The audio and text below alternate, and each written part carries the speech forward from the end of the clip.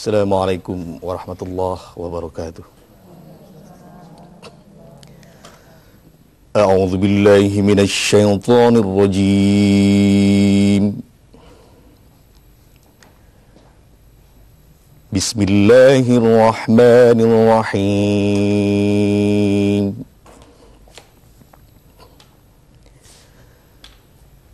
Ya ayyuhalladzina amanu idza qumtum ilas salati fawsilu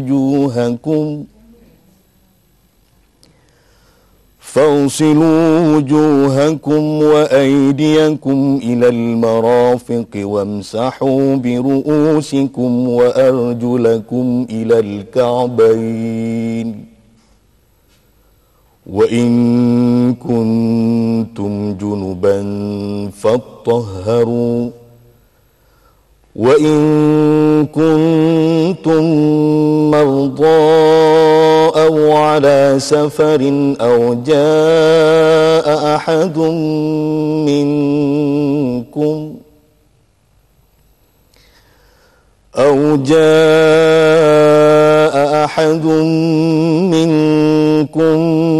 minal ghaa'iti aw lamastumun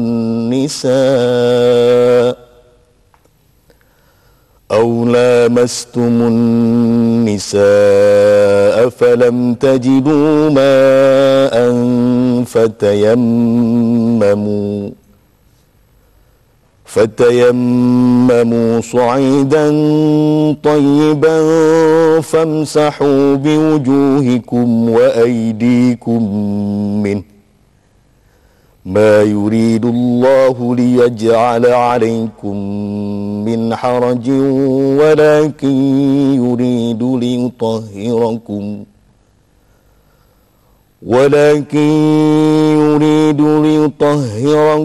wa liyutimma ni'matahu 'alaykum la'allakum tashkurun.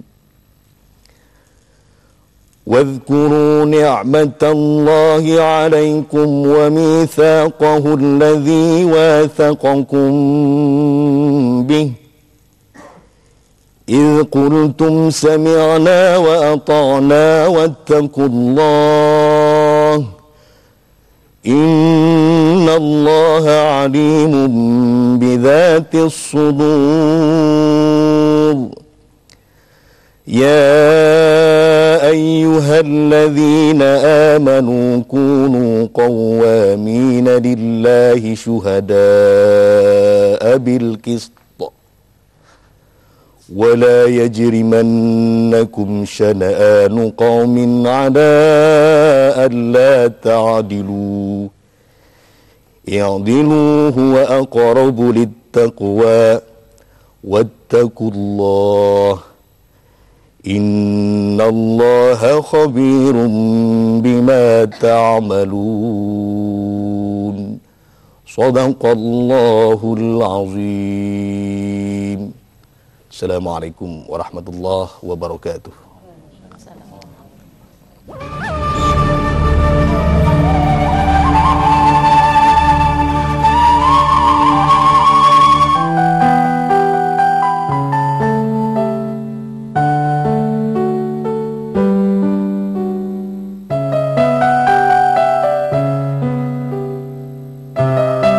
Insya Allah, Bank Muamalat senantiasa bekerja dengan filosofi lebah, berasal sumber yang bersih, berbagi hasil yang murni.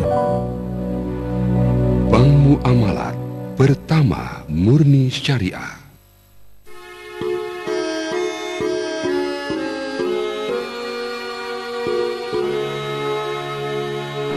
Loh, anaknya nggak sekolah, Pak? Nggak punya biaya, Pak. Kan sekarang ada program SMP terbuka.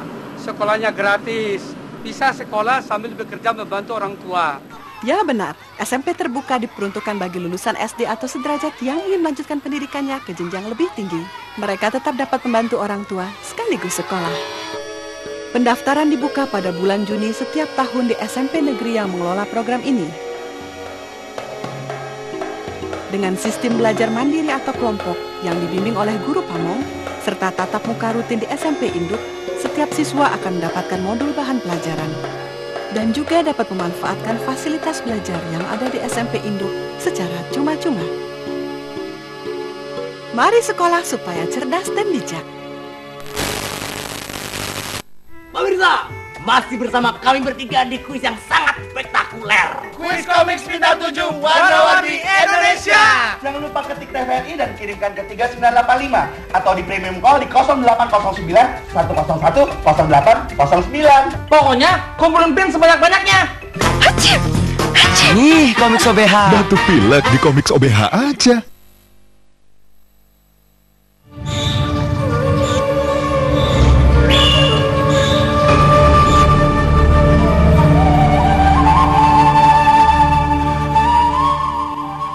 Assalamualaikum warahmatullahi wabarakatuh.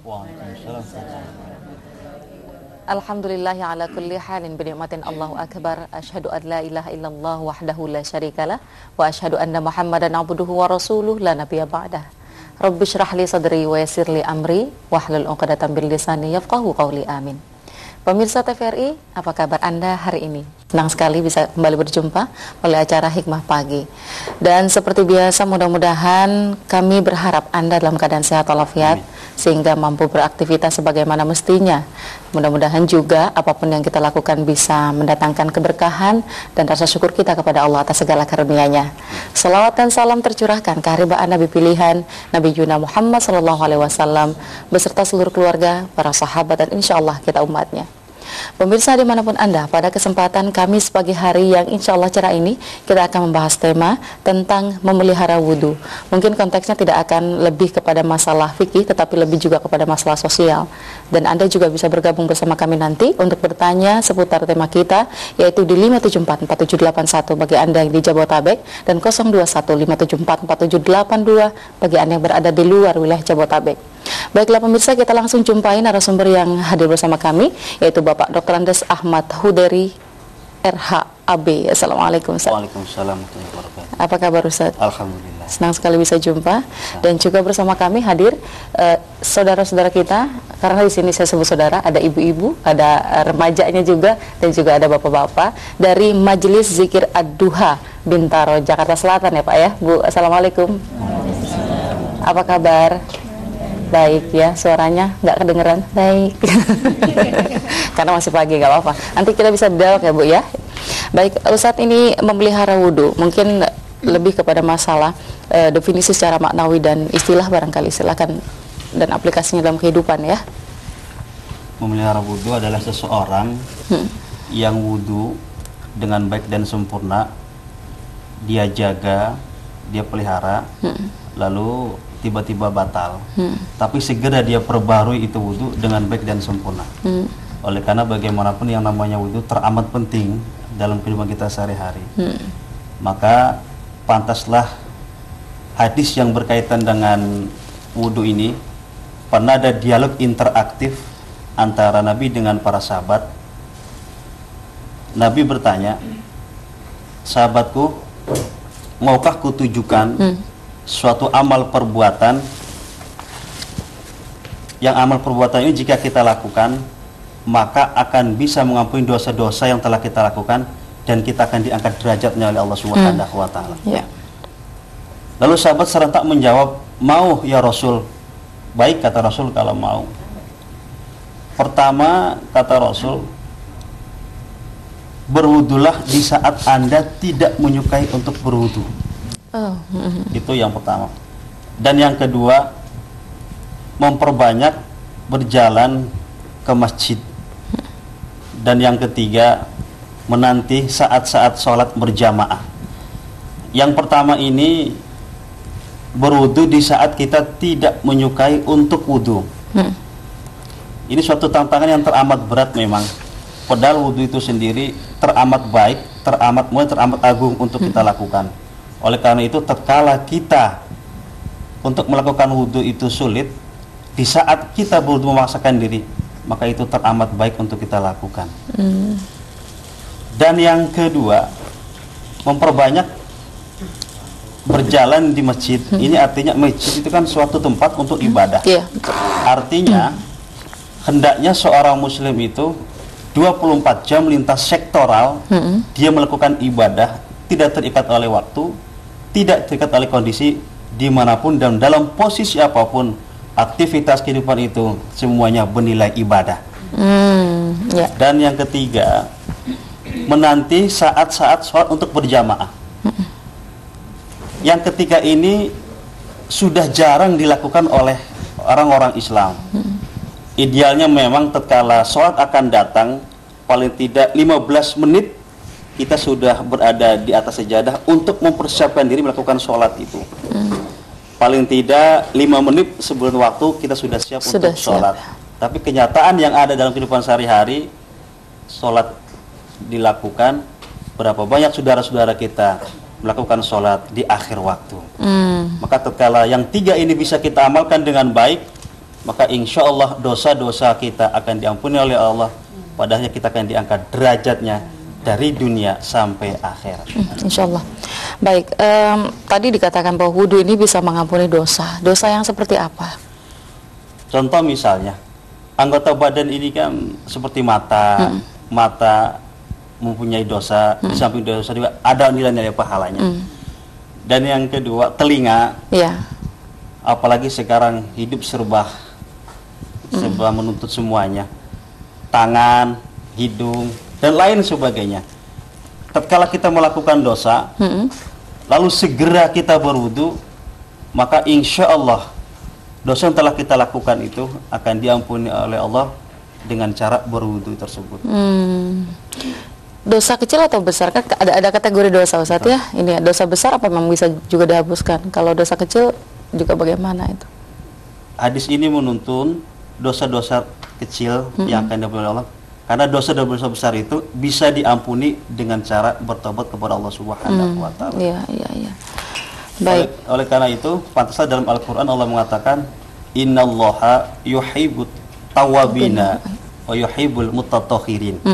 Sesungguhnya Allah itu mencintai orang-orang yang senantiasa bertobat kepada Allah. Dan Dia mencintai orang-orang yang menyucikan dirinya.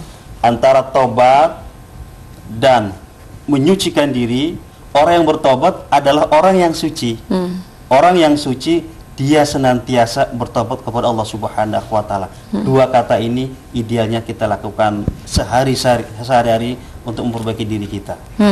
Nah, tadi juga dikatakan bahwa hal yang bisa menghapuskan dosa adalah berwudu pada saat tidak menyukainya. Ini berarti di luar konteks pada saat kita mau melakukan sholat wajib ya, atau sholat yang lain. Berarti ketika kita mau berangkat bekerja pun disarankan untuk berwudu gitu ya. Betul. Ketika kita mau kemanapun barangkali disarankan untuk berwudu. Nah, ini memeliharanya bagaimana, Ustadz? Kadang-kadang kan suka batal di tengah jalan. Ada saja halangan, Ibu ya, entah kesenggol sama orang yang bukan muhrim atau memang keluar hajat atau apa gitu, Ustadz. Iya. Kalau kita dari rumah mau kerja sudah wudu, lalu diiringi dengan sholat sunnah wudu, lalu tiba-tiba di dalam mobil batal, maka segera untuk melakukan yang namanya tayamum. Kenapa tayamum? Karena di dalam mobil kan jarang terjadi ada air. Tapi tayamum ini untuk menutupi batalnya wudu yang telah kita lakukan. Gitu ya. Jadi oleh karena itu wudu ini sangat penting. Karena orang yang punya wudu adalah orang yang siap. Orang yang siap untuk melakukan sholat. Siap senantiasa dimanapun dan dalam puasa pun dia selalu ibadah kepada Allah. Dan yang terpenting dari semua itu, kalau kita punya wudu, insya Allah kita akan terhindar dari perbuatan-perbuatan yang tidak baik. Di samping kita harus memelihara wudu, wudu itu sendiri bisa memelihara orang yang punya wudu. Oh, jadi makna apa, hikmah dari wudu yang terkandung di dalamnya, hikmah dan rahasianya itu.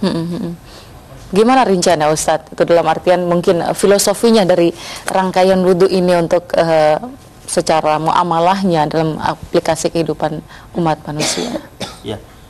Oleh karena itu wudu dalam aplikasi sehari-hari agar kita senantiasa terbimbing dengan wudhu itu, dan kita pun insya Allah dengan wudhu tersebut pada akhirnya kita akan selektif melakukan hal-hal yang kita lakukan sehari-hari, aktivitas kita itu sendiri.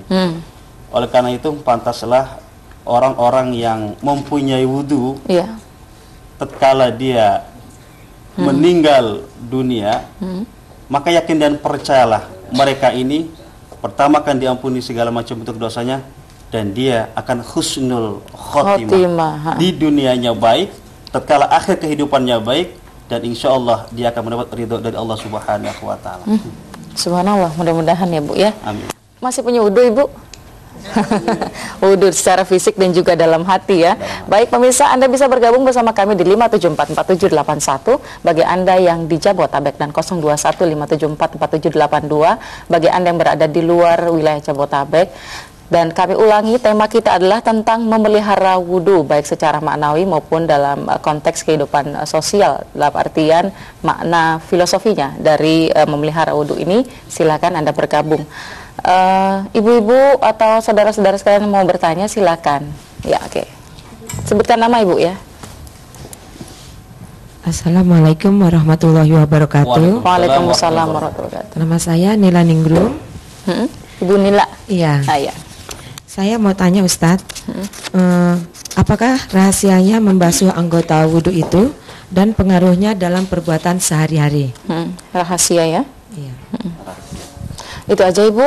Baik Ustadz, nanti dijawabnya ya, kita jeda sesaat. Pemirsa dimanapun Anda, tetaplah bersama kami, dan pertanyaan Ibu Nila nanti akan dijawab selepas kita menyaksikan informasi yang berikut ini.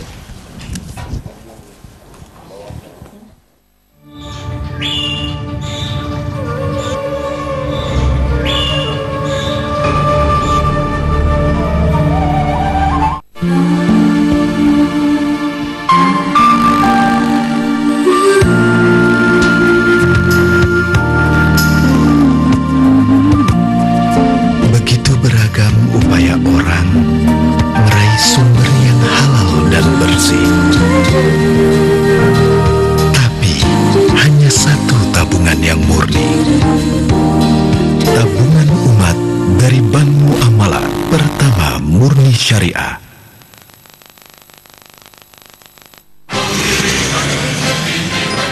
Lega ya udah nyoblos? Belum selesai. Masih ada lagi? Tanggal 5 Juli kita nyoblos lagi milih presiden dan wakil presiden. Nah, kalau belum ada pasangan calon yang menang di atas 50%, 20 September kita milih lagi. Hebat ya, kita milih langsung presiden dan wakilnya. Makanya nyoblos pakai hati nurani. 5 Juli kita nyoblos lagi ya. Bang, tunggu. Bang. Pemirsa, masih bersama kami bertiga di kuis yang sangat spektakuler. Kuis Komik Bintang 7 Warna-Warni Indonesia. Jangan lupa ketik TVRI dan kirimkan ke 3985 atau di premium call di 0809 101 0809. Pokoknya kumpulin pin sebanyak-banyaknya. Batuk. Komik aja.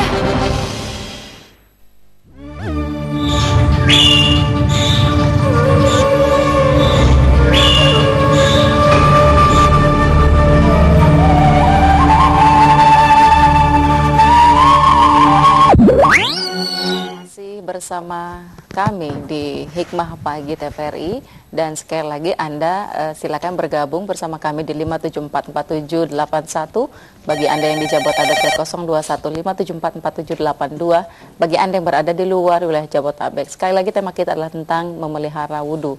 Baik, silakan. Assalamualaikum. Oke, assalamualaikum. Assalamualaikum. Assalamualaikum. Waalaikumsalam Pak Syahril Narus. Alhamdulillah. Oke, silakan. Pak narasumber, dari ceramah Bapak kelihatannya sangat mudah sekali kita mencari pahala, sangat mudah sekali kita menghapus dosa. Saya tidak sepakat, kurang sepakat. Wal asri innal insana lafi khusr illal ladzina amanu wa amilus solihati wa tawassaw bil haqq wa tawassaw bis sabr. Ada dua hal yang saya tanyakan Pak Ustaz ya. Yang pertama, wudu itu kaitannya dengan persembahyang ya. Produk utama Allah itu ada dua, rukun Islam dan rukun iman. Saya ingin tanyakan, apa benar orang-orang Indonesia ini yang beragama Islam itu sudah percaya kepada Allah? Kita melihat bukannya sedikit, mungkin sekian puluh persen, mungkin 90% lebih.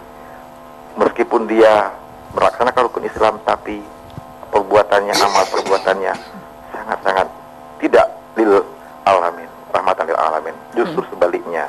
Nah, yang ingin saya tanyakan, bagaimana nasibnya rukun iman itu? Sebenarnya apa? Bagaimana hubungan rukun Islam dengan rukun iman? Apakah rukun iman itu sebagai pelengkap ataukah sebaliknya rukun Islam itu sebagai pelengkap? Karena kalau menurut saya, rukun Islam itu adalah kemasan, sedangkan rukun iman itu adalah inti daripada ajaran Islam. Itu kalau menurut saya. Mudah-mudahan bisa Bapak memberikan penjelasan. Assalamualaikum Waalaikumsalam warahmatullahi wabarakatuh. Baik, berikutnya pemirsa, Assalamualaikum. Waalaikumsalam warahmatullahi wabarakatuh. Pak Sinulingga, apa kabar? Alhamdulillah. Ya, silakan. Baik. Saya teringat kepada satu riwayat Bilal yang senantiasa tiada henti. Agak dikerasin Pak Sinulingga suaranya ya. Bilal dalam satu riwayat diceritakan tiada senantiasa memperbaharui wudunya dan senantiasa sholat wudu setelah itu. Nah, yang saya menarik di sini bukan masalah dosa yang diampuni atas perbuatan atas dosa-dosa kecil yang akan diampuni oleh Allah. Tapi yang saya lihat di sini adalah perbuatan menuju ifah, menjaga diri. Itu yang saya lihat di sini, artinya kita menjaga diri dalam baik dalam sholat maupun di luar sholat. Dengan berwudu itu, insya Allah kita akan terjaga diri kita karena kita senantiasa teringat. Pendapat saya ini mohon Pak Ustadz komentari karena ini merupakan di luar konteks hadis, karena hadisnya seperti yang Bapak bilang tadi, Allah mengampuni dosa-dosa kecil. Itu saja pertanyaan saya Pak Ustadz. Assalamualaikum warahmatullahi wabarakatuh. Waalaikumsalam warahmatullahi wabarakatuh. Tadi ada satu pertanyaan dari Ibu Nila, rahasia wudhu dalam kehidupan sehari-hari. Ya, langsung aja saya silakan. Membasuh wudhu. Iya, membasuh dalam kehidupan sehari-hari. Rahasia melihara sebelum wudhu kan ada, kita pertama membaca doa A'udzubillahi minasyaitonirrajim. Itu doa. Yang keduanya dilakukan dengan kita membasuh dua tangan ini. Kenapa sih dua tangan ini dibasuh? Aktivitas kita sehari-hari kan mengeluarkan keringat. Dan mungkin kita lalai untuk berbuat baik, lalu tiba-tiba mungkin kita pernah menyentuh seseorang. Tatkala kita membasuh itu, hal-hal yang telah kita lakukan negatif akan menjadi positif. Lalu setelah membasuh kedua tangan, kita berkumur-kumur. Arti di dalam berkumur begitu bukan hanya berkumur membersihkan secara jasmani, tetapi hendaknya tatkala kita berwudu, kita berkumur, kalimat atau kata-kata yang telah kita ucapkan itu hendaknya ucapan itu yang baik-baik saja. Menjaga lisan berarti menjaga lisan. Lalu selanjutnya membasuh hidung. Itu artinya hendaknya kita mencium dalam kehidupan sehari, mencium yang baik-baik saja. Oleh karena itu hikmah yang terkandung di dalamnya sebelum wudhu kita membasuh anggota badan ini, artinya refleksi kehidupan sehari-hari seluruh anggota badan ini hendaknya berbuat yang baik-baik saja. Ya. Wajah dibasuh, kena mata untuk melihat mata yang baik. baik-baik. Telinga juga untuk mendengar, bukan mendengar gosip ya Bu. Baik, berarti ini ada kaitannya juga dengan pertanyaan Pak Sinulingga bahwa wudu itu menjaga diri tidak hanya dalam sholat, ketika di luar sholat pun itu ya. Silakan dikomentari katanya Ustaz. Di samping kita harus menjaga dan memelihara wudu, maka kita wudu itu akan menjaga dan memelihara kita. Orang yang berwudu idealnya, karena wudu itu kan artinya indah dan bersih. Hendaknya orang yang berwudu dalam berpikir yang bersih dan indah-indah saja. Keluar dari berpikir ini lalu keluar ucapan. Ucapannya hendaknya ucapan yang baik-baik saja. Maka ada dalam sebuah hadis itu, hendaklah Anda berbicara yang bagus, yang baik. Anda kan tidak bisa berbicara yang baik, maka hendaklah Anda diam. Berbicaranya bagus, berpikirnya bagus, lalu tindakannya pun akan bagus. Itulah hikmah yang terkandung atau rahasia orang-orang yang selalu wudu dan dia pun akan dipelihara oleh wudu itu sendiri. Masya Allah. Karena mungkin pada saat ingin melakukan perbuatan maksiat ingat akan wudunya ya. Baik. Kemudian pertanyaan dari Pak Syahril Naros ini kaitannya dengan Islam, rukun Islam dengan rukun iman ini bagaimana katanya? Sebenarnya ini satu lagi. yang belum ia sampaikan, rukun ihsan. Rukun ihsan ada 3 ya? Ada 3. Rukun itu ada 3. Pertama rukun iman. Rukun iman ini kan satu komunikasi kita kepada Allah. Refleksi kehidupan sehari-harinya itu rukun Islam. Dari iman dan Islam ini ada satu lagi yang disebut rukun ihsan. Yang sering kita dengar dalam kehidupan sehari-hari ini, mereka hanya tahu rukun iman dan Islam saja. Tapi jarang tersentuh di kalangan umat Islam ini rukun ihsan. Apa sih rukun ihsan ini? Rukun iman dan Islam tidak akan pernah lengkap tanpa ihsan. Oleh karena ihsan ini satu rukun yang amat tinggi sekali. Kenapa?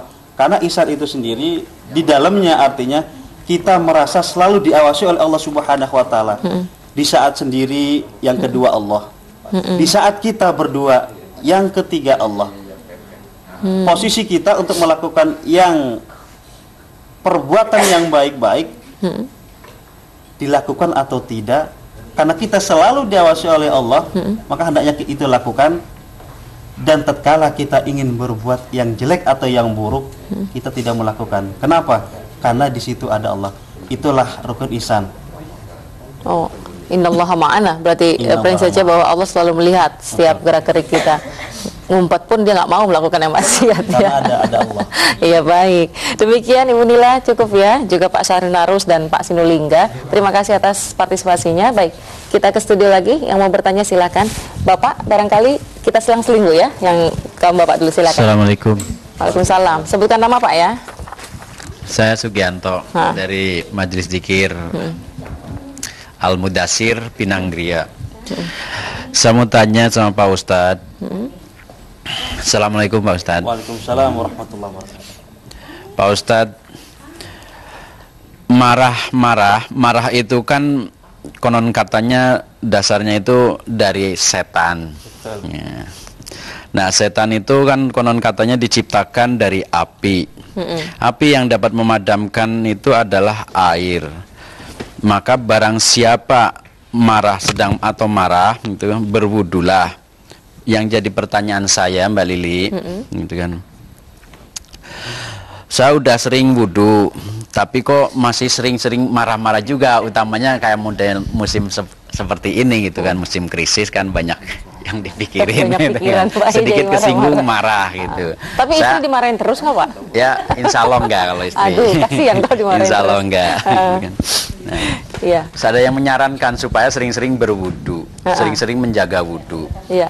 Saya udah usahakan, saya udah upayakan, tapi kok masih marah-marah juga gitu, susah bener ngilangin marah. Iya. Gitu. Jadi gimana caranya yang terbaik? Apa saya masih salah cara wudunya atau bagaimana? Mohon jawabannya dari Pak Ustadz. Assalamualaikum. Silakan Ustadz. Ini sering wudu tapi suka marah-marah gitu. Padahal marah-marah itu katanya sama setan ya. Kita terima telepon dulu Pak Ustadz ya. Oke, silakan. Assalamualaikum. Assalamualaikum. Lili. Iya, silakan Pak. Andi Samudra. Oh, apa kabar? Laksana Raja di Laut. Biasanya assalamualaikum dulu, langsung Mbak Lili. Ya. Oke, silakan Pak Andi. Saya juga senang sama Ustaz Lili, ilmunya banyak. Aduh, amin. Sama Ustaz yang muda ini, Pak Rahman ya.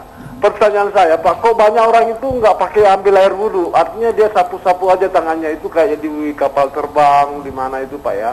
Lebih sah mana kalau air langsung gitu? Itu pertanyaan saya. Yang kedua. Maksudnya gimana Pak? Halo? Bagaimana maksudnya? Kalau lagi naik pesawat, nggak sempat ngambil air, cuma di kursi aja diusap-usap. Oh iya, itu tayamum ya? Ya, lebih bagus mana langsung pakai air apa enggak? Itu pahalanya sampai di mana Ustaz? Iya. Terus kalau air wudhu itu sebenarnya bisa nggak sih kalau kita nggak pakai air wudhu gitu? Karena banyak orang pakai air wudhu kayaknya rajin sholatnya, rajin juga korupsinya. Assalamualaikum. Andi ini selalu menyinggung. Baik, silakan mungkin setelah Pak Andi masih bersama kami di 5744781 dan 0215744782. Baik, Ustaz silakan dari Pak Sugianto tadi. Baik. Nah. Memang hadisnya itu mengatakan kalau kita marah hendaklah kita berwudu. Tapi sudah berwudu masih marah-marah aja. Umumnya orang marah itu dia posisinya berdiri. Makanya agama mengatakan kalau Anda marah sedang berdiri, diusahakanlah Anda itu duduk. Tapi kalau duduk masih saja marah, hendaklah Anda tiduran. Karena tidur masih berpikir bagaimana caranya ini, maka pejamkanlah matanya. Tidur tapi memejamkan mata. insya Allah itu bisa menetralisir dari kemarahan itu. Berarti wudhu dulu. Wudhu dulu. Pada sebelum itu. Oh, bukan berarti di akhir ya. Misalnya orang marah-marah kan nggak inget wudhu gitu, Ustaz. Ya, baru kemudian duduk gitu kan, tiduran, baru inget, oh ya wudhu dulu siapa tahu tenang gitu, enggak ya? Karena orang marah ini kan dipompa oleh iblis la'natullah. Astagfirullah. Karena iblis yang mempompa, akhirnya proses darah yang mengalir ke tubuh kan menjadi panas. Karena panas, kepala pun jadi panas, mata gelap, komentar yang ia keluarkan tak terkendalikan. Ngawur ya. Jadi tangan pun dikendalikan oleh setan, kaki melangkah pun diatur oleh setan. Pada akhirnya dia ngamuk tak terkendalikan. Makanya diusahakan kalau sudah wudhu masih marah, maka diupayakan. Kan kalau orang marah kan berdiri. Iya. Kayaknya tidak ada orang marah tidur tuh nggak ada. Iya. Oleh karena itu. Ngigo kalau orang marah tidur. Baik, demikiannya Pak Sugianto. Tadi kan Pak Sugianto berdiri bukan marah-marah ya, nanya. Bukan. Baik, ya cukup ya Pak Sugianto ya. Oke, dari Pak Andi Samudra. Ini mana yang lebih baik, tayamum atau wudhu? Mungkin situasional ya. Silakan. Baik yang mana? Tentunya kalau air masih bisa diusahakan, usahakan untuk mencari air. Tapi kalau mencari air memang tidak ada, maka tayamum. Ganti daripada wudhu itu sendiri. Nah, kemudian beliau menanyakan kondisinya di pesawat itu mana yang lebih baik, karena kan ketika orang mau berangkat haji ya biasanya dianjurkan untuk berwudhu ya pada saat sudah masuk waktu sholat. Nah, ini kalau orang itu cari air juga kan nggak masalah gitu ya, atau gimana? Maka idealnya sebelum naik pesawat kita kan punya wudhu dulu. Tapi batal di dalam pesawat. Di pertengahan jalan. Di pesawat kan ada air. Iya. Kalau ada air diupayakan wudhu dulu pakai air. Kalau memang air tidak ada, maka di situ boleh tayamum kita di pesawat. Iya. Oke. Kemudian bisa nggak sih nggak pakai wudhu, karena yang banyak wudhu banyak juga korupsi. Pak Andi ini ya, silakan. Gimana Ustaz? Kaitannya mungkin dengan perbuatan maksiat tadi sudah sampaikan ya. Silakan. Tapi insya Allah kalau orang itu bisa memelihara wudhu untuk melakukan perbuatan-perbuatan yang dilarang oleh Allah itu, mereka akan lebih selektif lah. Iya. Umumnya maling atau koruptor itu tatkala dia berbuat, dia kan nggak punya wudhu. Masa ada maling punya wudhu sih? Itu namanya maling nekat itu. Bisa jadi karena wudhunya juga nggak benar kali ya? Karena nggak benar akhirnya dia jadi. Baik, demikian Pak Andi Samudra. Dan pemirsa silakan yang mau bergabung lagi. Assalamualaikum. Assalamualaikum. Waalaikumsalam. Ibu dari siapa? Dari Adia Rohimah. Ibu Rohimah di Banjarmasin. Banjarmasin, silakan Ibu. Begini ya Pak Ustadz, dalam surah Al-Maidah itu yang berbunyi penggalan ayatnya wamsahu biru'usikum, dan sapulah kepala kamu, istilahnya begitu ya Pak Ustadz. Jadi pengertian yang disapu itu apa kepala? Biasanya kan ada juga yang rambut gitu. Kemudian tadi putus. Baik, tapi cukup sudah bisa ditangkap pertanyaannya. Silakan. Assalamualaikum. Halo, assalamualaikum. Halo. Iya Pak, dengan Bapak siapa dari mana? Dengan Hasan nih, Kampung 2 Bekasi. Iya Pak, siapa? Hasan. Pak Hasan. Iya. Iya, silakan Pak. Ini mengenai wudhu. Bu Haja, saya suka sering memperhatikan teman-teman. Kalau wudhu itu kayaknya gimana ya, kayak kurang sempurna, yang seharusnya menyapu kepala itu hanya menepuk dahi. Dan kedua, telinga itu kadang-kadang hanya dibasuh luarnya saja, tidak dalamnya. Iya. Jadi kalau wudhunya tidak sah, otomatis sholatnya juga nggak sah. Jadi kami sama khawatir dan prihatin gitu. Tolong mengenai wudhu ini dianjurkan lagi oleh Ustadz gitu. Baik. Supaya sah sholatnya. Terima kasih. Assalamualaikum warahmatullahi. Terima kasih juga. Ini dari Ibu Rahimah yang pertama, mungkin sama dengan Pak Hasan ya. Mirip-mirip. Iya, kalau Bu Rahimah kan lebih kepada mengusap kepala saja, tapi kalau Pak Hasan ini cara berwudu yang baik dan benar itu bagaimana? Silakan. Pertama dulu dari Ibu Rahimah. Membasuh kepala, membasahkan kepala dengan air. Itulah membasuh, memang begitu dalam ayatnya. Adapun pertanyaan dari maksudnya ini sampai kulit kepala atau sekedar rambut gitu Ustaz? Sekedar rambut nggak apa-apa, karena rambut itu kan bagian daripada kepala. Bahkan kalau memang kalau laki-laki karena orang sibuk di kantor, kalau mereka ingin menyentuhkan air di atas jidat itu sayang, maka boleh di belakang pun boleh. Jadi menyapukan menyapukan air. Masih dalam kepala gitu ya. Yang penting posisinya rambut itu berada melekat dalam tubuh itu sah dan boleh. Ya. Kemudian Pak Hasan, Bekasi ini cara berwudu kan kalau tidak salah gitu harus benar dan tepat supaya jadi sholatnya juga benar. Betul. Gitu Ustaz. Seseorang gitu ya? Yang wudunya baik dan benar, maka insya Allah sholatnya akan baik dan benar. Oleh karena itu diusahakan wudu yang baik itu wudu yang pernah kita lakukan sehari-hari, itu pun bagian daripada mencontoh Nabi Muhammad SAW. Dan yang terpenting dari wudu ini, di samping wudu ada yang perlu kita perhatikan. Tatkala kita membasuh muka, diusahakan berangkat ketika kita ngambil air, mengusap air untuk di muka ini diusahakan dari bawah ke atas. Jadi jangan dari atas ke bawah.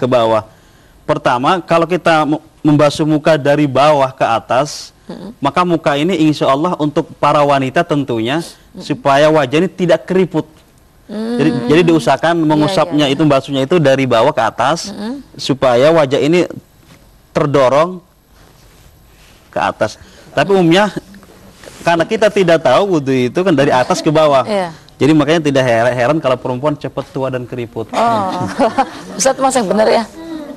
Hikmahnya itu ya. Hikmah yang terkandung. Itu termasuk refleksi. Iya, berarti kayak facial gitu ya. Mempengaruhi juga kalau ya. Kita sering nyuci muka kan di salon sama kan begitu kan, ditata dari belakang. Dengan air suci berarti air wudu ya. Dan yang keduanya, hikmah yang terkandung di dalamnya itu, kalau kita membasuhnya dari atas ke bawah, khawatir yang di bawah ini tidak tersentuh semuanya, termasuk di bawah lubang hidung itu. Tapi kalau dari bawah ke atas tersentuh semuanya, begitu lalu tarik ke bawah lagi. Tatkala menarik ke bawah, diusahakan jangan ditekan mukanya. Jadi sekedar untuk membasuh air ke muka itu. Kena kulit kena gitu kulitnya. Ya. Kalau sering tertekan khawatir wajah cepat tua dan keriput. Berarti salah satu mau awet muda gitu Ibu ya. Baik, kemudian kalau untuk tangan ini kan kalau perempuan ya ada cincin kadang itu. Terus hidung ini katanya harus sampai ke dalam itu. Betul. Airnya gimana Ustaz? Memang idealnya kalau kita pakai cincin perempuan, kalau wudu itu cincin diputer-puter supaya pergelangan cincin ini tersentuh dengan air. Makanya ada dalam sebuah pendapat itu, tatkala kita membasuh hidung, air itu disedot istilahnya ya, sampai terasa ke kepala itu. Kenapa? Itu bisa menetralisir urat-urat yang telah kaku. Subhanallah. Jadi memang bagaimanapun hidung kan hampir per detik menghisap udara. Iya, betul. Jadi banyak kotoran sesungguhnya dari hidung ini. Itu hikmahnya ya. Alhamdulillah. Nah tadi juga yang ditanyakan Pak Hasan tuh telinga gitu. Jadi kebanyakan mungkin di luarnya saja, dalamnya ini harus diisinin air juga, dibersihkan dengan air gitu. Termasuk membasuh telinga ini diusahakan sepanjang jari ini bisa masuk, diusahakan masuk ke dalamnya. Dan cara mutarnya itu diusahakan supaya terkena semuanya. Jadi mutar ke depan lalu tarik ke belakang lagi. Jadi kalau umumnya emang sering kita lihat itu orang berwudu asal aja. Ada orang sementara membasuh telinga itu persis seperti ayam mandi. Jadi mereka itu membasuhnya hanya sekedar basah sekedar gitu ya. Basah aja. Itu kurang baik dan sempurna tentunya. Tapi sah tidak Ustaz ketika nanti mau sholat itu? Karena telinga itu kan sunnah. Sunnah. Jadi berarti yang diperdebatkan memang sunnah ya? Sunnah. Oke. Baik, demikian Pak Hasan dan Ibu Rohimah. Terima kasih atas pertanyaannya. Silakan. Assalamualaikum. Assalamualaikum. Waalaikumsalam Pak Haji Abdul Qadir. Alhamdulillah. Ya, oke. Silakan Pak Haji. Kenal suara saya saja. Iya, sudah hafal Mas selalu on air. Ini sangat menarik tentang wudu ini. Ini sebelum menanyakan satu ayat, komentar sedikit saja. Ya, yang disebut nama takmalun biniat. Kedua, ini yang mengerti wudu ini kemungkinan apakah kita ini sebagai umat Islam, KTP Islam, ini yang tidak pernah mengerjakan wudu ini apa kategori termasuk ikut dengan KTP Islam tadi itu kira-kira. Nah ini yang saya tanyakan mungkin ada kaitan dengan surat Al-Kahfi ini ayat 60, kehidupan duniawi adalah bayangan belaka dan kehidupan akhiratlah yang kekal dan abadi. Sekian dan terima kasih. Wassalamualaikum warahmatullahi wabarakatuh. Waalaikumsalam warahmatullahi wabarakatuh. Berikutnya setelah Pak Haji Abdul Qadir, silakan.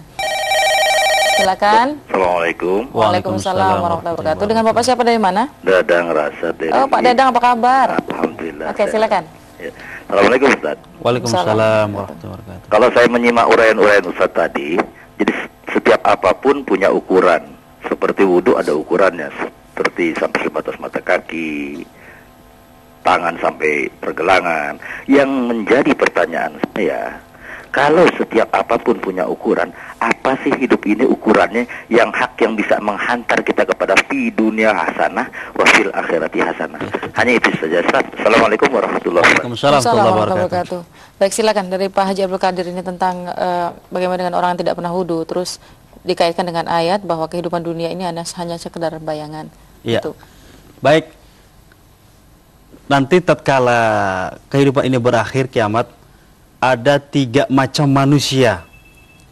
Yang pertama, ada manusia yang dipanggil oleh Allah. Mereka ini wajahnya persis laksana sinar matahari, bercahaya sekali.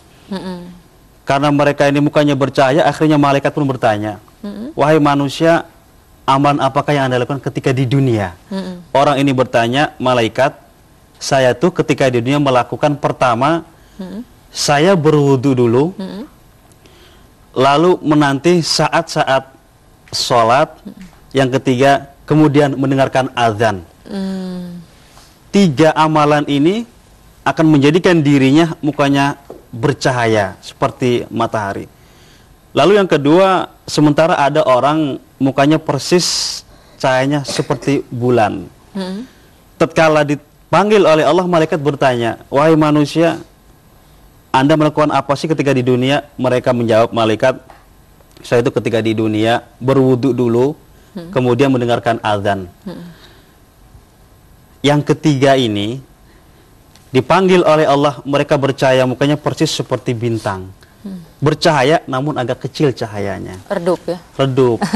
Malaikat bertanya, manusia, apakah yang Anda amalkan ketika di dunia? Mereka menjawab, malaikat, saya itu karena sibuk urusan kantor, sibuk urusan rumah tangga, sibuk melayani para pembeli, terlalu sibuk urusan dunia. Tadi kan jawab begitu pertanyaannya. Maka saya mendengarkan azan dulu, lalu saya mengambil air wudhu. Orang yang ketiga ini terlalu sibuk di dunia, maka mukanya persis cahayanya seperti bintang, bercahaya namun redup. Pertanyaan, iya, kemudian dikaitkan dengan mereka yang tidak pernah wudhu, di hadisnya begitu komentarnya. Makanya orang yang punya wudhu itu persis seperti kuda yang putih warnanya berkumpul dengan kuda-kuda yang hitam. Kita bisa menangkap dari hadis ini, orang yang tidak pernah tersentuh oleh air wudhu, maka mereka akan menjadi hitam mukanya tatkala mereka berkumpul dengan kuda-kuda yang putih. Jadi makanya sangat beda sekali orang yang sering tersentuh dengan air wudhu dan orang yang tidak pernah tersentuh oleh air wudhu. Betapapun dia orangnya putih, kalau tidak pernah tersentuh air wudhu, pasti cahayanya agak kurang. Tapi kalau orang sudah putih, sering punya air wudhu, maka dia akan bercahaya. Betul. Mukanya. Biasa orang menyebutnya air mukanya ya, kelihatan Min gitu. asari wudhu itu, bekas wudhunya itu ada cahaya. Ada ketara ya, kelihatan. Kelihatan. Baik, kemudian dari Pak Dadang Rasyad ini, bagaimana ukuran kehidupan supaya fid dunya hasanah wa fil akhirati hasanah gitu? Kita hidup di dunia ini cuma ada 2 tujuan. Pertama, apapun kegiatan kita, apapun pekerjaan kita, niatkan bahwa yang kita lakukan itu semuanya ibadah. Kerja ibadah, tidur ibadah, berbicara ibadah. Ibadah yang lintas sektoral. Yang kedua, jangan lupa bahwa hidup ini akan berakhir dengan sebuah kematian.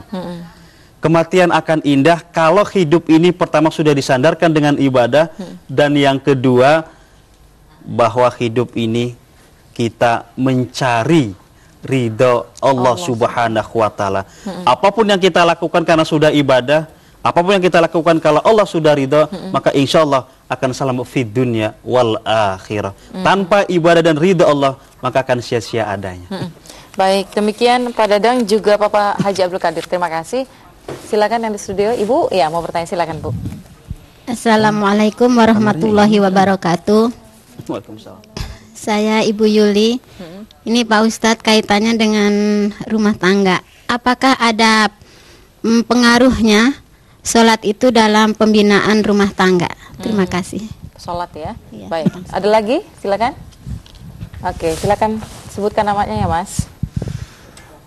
Assalamualaikum warahmatullahi wabarakatuh. Iya. Nama saya Ahmad Murtopo dari Majelis Dzikir Al-Duha Bintaro. Pak Ustadz, saat kita sedang sholat, terkadang tiba-tiba perut ini rasanya sakit, pengen buang angin gitu. Oh, saya pikirin lapar. Bukan ya.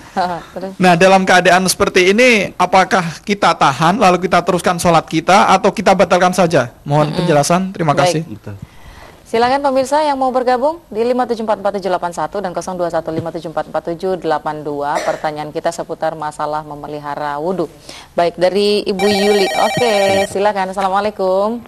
Waalaikumsalam warahmatullahi wabarakatuh. Iya, dengan Bapak? Dengan Arif di Pak Jakarta Arif. Barat ya. Oke, silakan Pak Arif. Tentang wudhu ini kan harus kita maknai dengan sepasang pengertian, Pak Ustadz. Ya. Wa min kulli syai'in khalaqna zawjaini la'allakum tadzakarun. Di sini.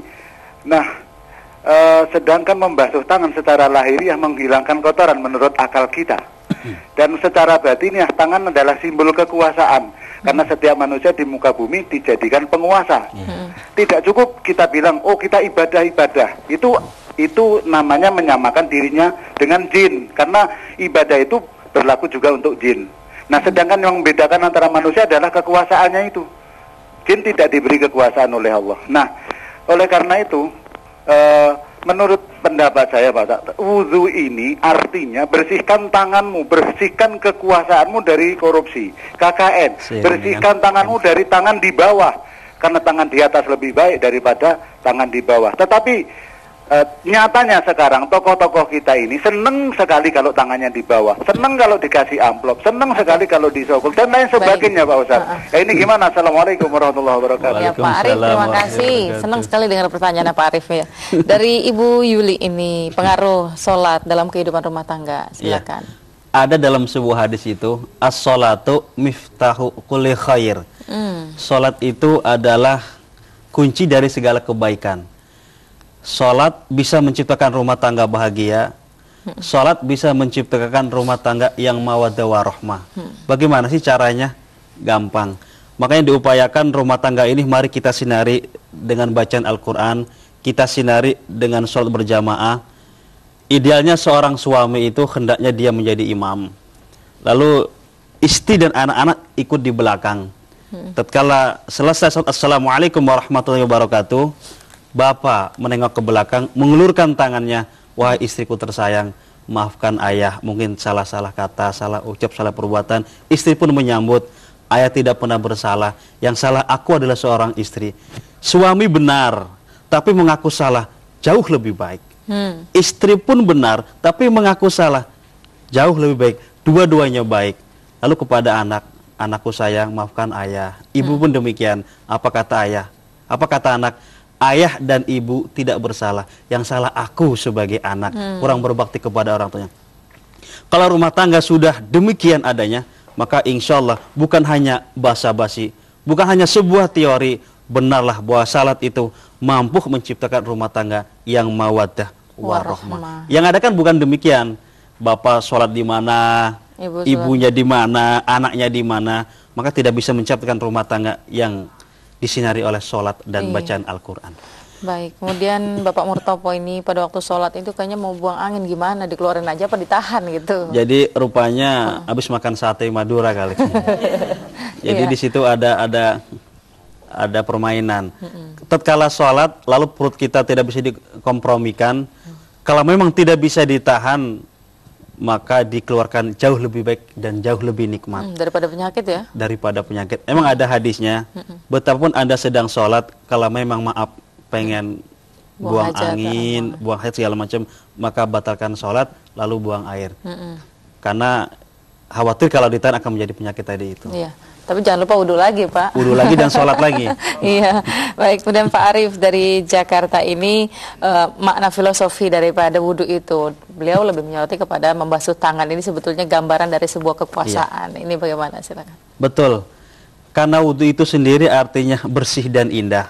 Maka idealnya kita sebagai manusia ini, seorang penguasa, tatkala dia memimpin rapat dan memutuskan suatu keputusan, hendaknya punya wudhu. Artinya apa? Tatkala memutuskan suatu keputusan, agar tercipta suasana yang dibangun ini mendapat ridho dari Allah Subhanahu wa Ta'ala.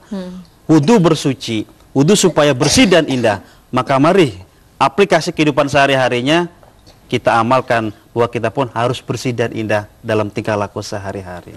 Ya, memang itu ya yang dimaksud daripada wudhu dalam aplikasinya. Silakan yang mau bertanya ya. Assalamualaikum warahmatullahi wabarakatuh. Waalaikumsalam. Nama saya Yaya dari Majelis Zikir Ad-Duha Bintaro Jaya. Pak Ustadz, bagaimana caranya menerapkan disiplin sholat agar selalu awal waktu? Terima kasih. Suka ketinggalan ya sholatnya. Selalu, Mbak Yaya ada lagi? Ya, yang muda-muda nih barangkali. Oke. Silakan. Nyangkut ya kabelnya. Silakan. Assalamualaikum Pak Ustadz Huderi dan Mbak Lili. Nama saya Lydia. Yang saya ingin tanyakan, saya punya seorang saudara sepupu. Dia itu kalau ambil air wudhu suka berkali-kali Pak Ustadz. Kayaknya tidak yakin gitu. Sampai setengah jam di kamar mandi gitu. Habis air itu ya? Ada gak Pak Ustadz tipsnya apa gitu supaya dia tuh kalau berwudhu nggak lama gitu Pak Ustadz. Tidak berkali-kali gitu. Jadi kita nunggunya sebel juga gitu. Walidi ya. Ya gitu aja. Terima kasih Pak Ustadz. Oke. Memang ada yang was-was itu ya dalam wudhu. Baik. Banyak Silakan pemirsa yang mau bergabung. Oke, pemirsa, assalamualaikum. Waalaikumsalam. Halo, assalamualaikum. Waalaikumsalam. Iya, dengan ibu siapa dari mana? Ibu Reni di Majalengka. Iya, silakan Ibu Reni. Begini Pak Ustadz, assalamualaikum. Waalaikumsalam. Saya mau menanyakan bagaimana kalau suami sama istri itu bersentuhan, apakah wudhunya batal? Baik. Ya, udah Ibu aja. Ya. Iya. Assalamualaikum. Waalaikumsalam. Baik. Silakan dari Mbak Yaya dulu. Tentang bagaimana menerapkan sholat di awal waktu. Baik.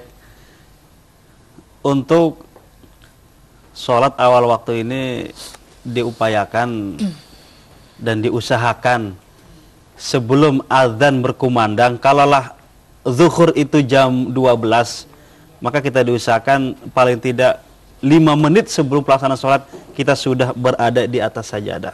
Itu idealnya.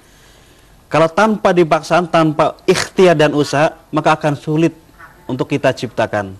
Salah satunya harus kita paksakan dan kita berusaha mujahadah untuk melakukan hal itu. Dan yang kedua dari Mbak Lydia ini, wudhu berkali-kali ini, saudaranya itu, lelaki perempuan? Perempuan ya. Itu Mbak Lydia, itu penyakit namanya. Jadi tidak sedikit kami pun punya kawan waktu di pesantren, seorang kiai malah. Dia kalau wudhu itu tidak cukup sekali, bisa 3 kali. Makanya sampaikan kepada beliau, diusahakan 1 kali itu yakin dan percayalah bahwa wudhu itu bisa diterima dengan baik dan sempurna. Jangan diulangi lagi, salah wudhu lagi, salah wudhu lagi, itu jangan. Sekali harus yakin bahwa itu yang diterima. Kalau tidak demikian, itu perang nantinya. Kata setan, kamu belum wudhu. Jadi sholatnya ketinggalan. Ketinggalan. Dan mubadir. Kata malaikatnya, sudah. Kata setan, belum. Kata malaikat, sudah. Maka tatkala wudhu yang pertama kali, itu yang harus diyakini bahwa itu yang benar dan dilakukannya. Tanpa begitu, akan terjadi perang batin. Karena ini penyakit. Penyakit harus dipaksakan. Harus diobati ya, dengan sebuah keyakinan. Nah ini Ustadz, mohon maaf ini. Menarik juga ini pertanyaan dari Mbak Lydia. Itu wudhunya dia berkali-kali ketika misal contohnya basuh muka 3 kali sampai lewat, atau dari awal sampai akhir sudah selesai wudhu, diulang lagi, selesai lagi, diulang lagi, atau gimana itu? Mereka pertama dari membasuh muka pun mereka tidak yakin. Jangan-jangan nggak sah. Belum 3 kali, jangan-jangan gitu kali ya? 3 kali itu kan sunahnya. Sunahnya, iya. Tapi mereka tidak yakin, sah nggak ini? Enggak sah. Jadi itu namanya perang batin. Makanya diusahakan basuhan yang pertama kali itu yakin dan percayalah bahwa itu yang sah dan itu yang sempurna. Harus dipaksakan. Tanpa dipaksakan akan perang batin terus. Karena tidak sedikit, jangankan orang biasa, kiai pun ada yang punya penyakit. Namanya penyakit itu. Penyakit was-was atau sak. Untuk mengatasinya sak ini dengan yakin. Mudaratnya banyak ya. Oh jelas banyak dong. Wudunya 1 kolom habis airnya. Waktu ketinggalan, orang pun kesal. Tadi kan kesel kata Mbak Lydia itu. Jadi ngeselin orang. Baik, mudah-mudahan cepat sembuh ya. Mbak Lydia harus ingetin ini. Dan juga dari Mbak Reni, Ibu Reni ya, bagaimana sentuhan suami istri ini batal enggak wudunya? Baik. Ada yang mengatakan bahwa sentuhan suami dan istri ini batal, dan ada yang mengatakan tidak. Lalu mana yang terbaik, Ustadz? Tentunya yang terbaik mereka yang hati-hati, mereka yang barangkali agak sedikit tidak gerabak-gerubuk. Kalau yakin sentuhan itu batal, tentunya itu jauh lebih baik karena ada hati-hatinya itu. Tapi kalau yakin bahwa itu tidak batal, karena ini masalah khilafiyah ya, jadi kami pun tidak bisa memaksakan batal dan tidak, itu berpulang kepada mereka masing-masing. Tapi yang jelas memang ada ininya ya, penjelasannya. Ada dasarnya. Baik, demikian. Satu lagi mungkin pertanyaan dari pemirsa, silakan yang mau bergabung di 5744781 dan 0215744782. Bagi Anda yang berada di luar wilayah Jabodetabek, kita masih memiliki waktu beberapa menit lagi untuk Anda bisa bertanya bersama kami. Baik, mungkin kalau nggak ada dari pemirsa yang dari studio ada yang mau tanya. Satu lagi, silakan. Oke, nggak ada. Oke, nggak ada. Baik, saya aja kalau gitu, nggak apa-apa. Baik, Ustadz, mungkin yang terakhir barangkali ya, yang mungkin diberikan tips kepada pemirsa supaya bisa menjaga wudhu ini tidak hanya secara pengertian jasmani saja, tapi juga pengertian yang jauh lebih dalam mengenai hikmah daripada wudhu ini. Silakan. Baik, apapun yang kita lakukan, maka hendaklah kita mengawali dengan wudhu. Tapi ingat, setelah wudhu itu ada sholat sunnah, namanya sholat sunnah wudhu. Oh, setelah wudhu ada ya? Ada sholat sunnah wudhu. Sholat sunnah wudhu ini memang jarang dilakukan oleh orang-orang Islam karena mereka tidak tahu. Setelah itu marilah kita berdoa kepada Allah dengan harapan, dengan wudhu dengan baik dan sempurna ini, jasmani kita bersih, rohani juga kita suci, maka minta kita kepada Allah cara berpikir kita, cara berucap kita, dan cara tindakan kita pun mudah-mudahan dibimbing oleh Allah Subhanahu wa taala dengan harapan pengaruh wudhu itu membekas dalam kehidupan kita sehari-hari. Dan kemudian dilanjutkan sebenarnya setelah wudhu kan ya, ada juga doa-doanya gitu Ustadz, yang supaya tetap dijaga wudhu kita itu. Iya. Karena doa ini kan ada yang mengerti bahasa Arab, ada yang tidak mengerti bahasa Arab. Kalau memang kita ngerti bahasa Arab, lakukanlah dengan bahasa Arab. Tapi kalau tidak mengerti bahasa Arab, cukup dengan bahasa Indonesia. Jadi kondisional aja lah. Bagaimana kondisi hati kita aja mohon kepada Allah ya. Nah, kalau wudhu dilakukan tapi nggak sholat ini gimana? Wudhu dan sholat ini kan satu paket sesungguhnya. Nggak mungkinlah orang yang wudhu lalu tidak sholat, itu namanya ada aja kan, supaya kata orang tuh anak-anak muda nih biasanya gitu ya. Kadang udah sholat udah nih basah gua wudhu. Gitu banyak itu Ustaz. Tapi sholat dan wudhu atau wudhu dan sholat ini sudah satu paket. Oleh karena satu paket, baru kali ini saya dengar dari Mbak Lili bahwa ada orang wudhu namun tidak sholat. Mungkin itu hanya strategi saja lah biar kita yakini bahwa kita ini udah wudhu. Tapi memang idealnya kalau kita sudah wudhu, maka langsung saja kita sholat. Harusnya seperti itu. Idealnya seperti jangan itu. Bohongi orang tua untuk anak muda. Yang bukan orang tua saja, jangan bohongi diri. Allah juga ya. Allah juga. Baik, terima kasih Ustadz atas kehadiran dan uraiannya. Sampai jumpa insya Allah. Salam untuk keluarga di rumah.